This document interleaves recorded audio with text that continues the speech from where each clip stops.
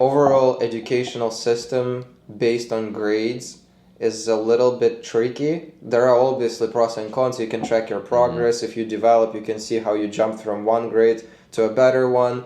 But at the same time, there are a lot of people who suffer from perfectionism or some kind of, all of those little things that can accumulate in their life, and they think that they need to be perfect. They're afraid to make mistakes. And I feel like nowadays parents are overprotective in terms of how they raise their children, and and they would be like, no, you should be safe, but at the same time you shouldn't make too many mistakes because it's risky, it's that. So I feel like you can incorporate the same idea into education, where some people come to school and they're so scared to get a bad grade because they're like, oh my god, if I get a bad grade, my GPA goes down and I have to do something different in life, because they know how universities treated seriously, like it means a lot for them. So why I'm saying that, because I think that system underestimates the process of actual learning, as you said, because when you actually want to learn something, in my opinion, you do have to make mistakes. You have to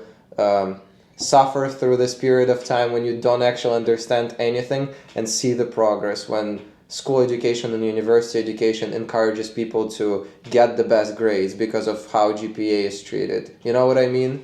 So they basically get treated. So some people would say, okay, then I would rather cheat, get a good grade, and then do what I want in life.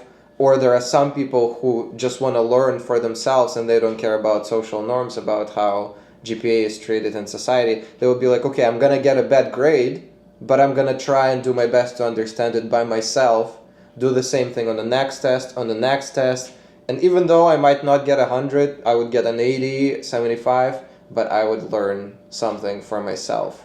So in this way, grades do not always show your intelligence, I think, based on the educational system that we have right now in the world, that is related to grading, 1 to 100.